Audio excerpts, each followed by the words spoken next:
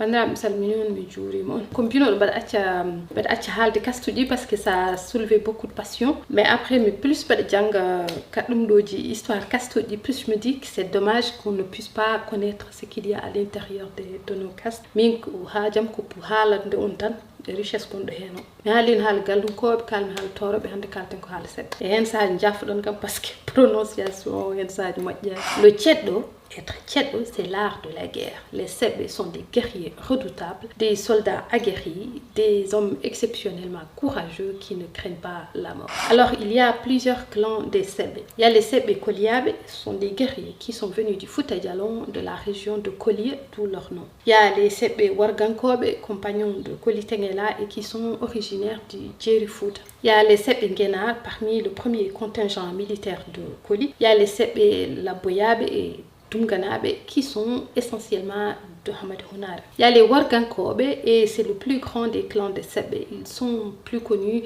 et c'est eux qui connaissent plus l'histoire de Nyamandiri, l'ancien nom du Fouta Toro.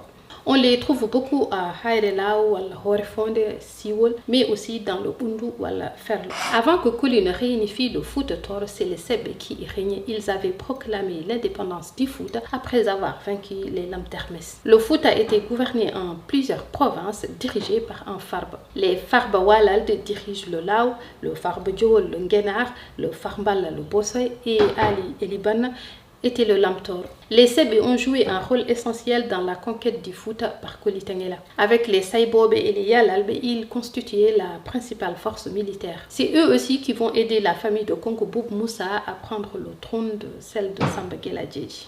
Vous connaissez la chanson. Le Tchado est un agriculteur de base mais s'adonne à la pêche à l'occasion. Mais ils sont préparés dès le plus jeune âge à devenir des soldats pour servir dans les armées. La veille des combats, les chefs de guerre Tchado prêtent serment au Satigi. C'est ce qu'on appelle le Djambangundabi. Il y a 23 chefs de clan Sebbe et 2 chefs de griot. Et c'est eux qui détiennent les tam-tams de guerre, les fameux Baudi Pegdam Yiyab. Et littéralement, ce sont les tam-tams qui fondent le sang. La veille du combat, Djambangundabi, ils chantent tous en chœur les Dade Yiyab, les voix du sang. Ils exécutent des danses guerrières pour booster leur courage naturel. Chaque chef Tchède pose la main sur la lance du Satigi plantée sur le sol, fait le serment de ne pas reculer et d'anéantir l'ennemi. Les griots chantent en leur honneur le Kumbala, le chant des héros, encouragé par les femmes Sebbe. C'est tellement beau, c'est tellement beau, c'est beau.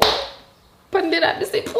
Parmi ces 23 chefs, il y a entre autres le Farba Djol, le Farba Walalde, le Farba RM Chilon, le Farba Njum, le Farbalba de Kahaïd, le Lamtor de Gued, le Diagraphe de Koliabe et de Chilon, et ainsi de suite. La fonction de chef se transmet de père en fils. C'est des redoutables guerriers qui ne fuient pas devant la mort parce que la mort ouvre les portes de l'honneur et de la renommée. Ceux qui meurent au combat sont honorés par des chants lors de cérémonies funèbres dirigées par des femmes Sebbe au son des Baudi Alamiri. On les appelle ceux qui ont préféré la mort au déshonneur. Et dites-moi en commentaire si vous connaissez cette histoire, s'il y a des Sebbe parmi vous, et dites-moi de quelle région vous êtes.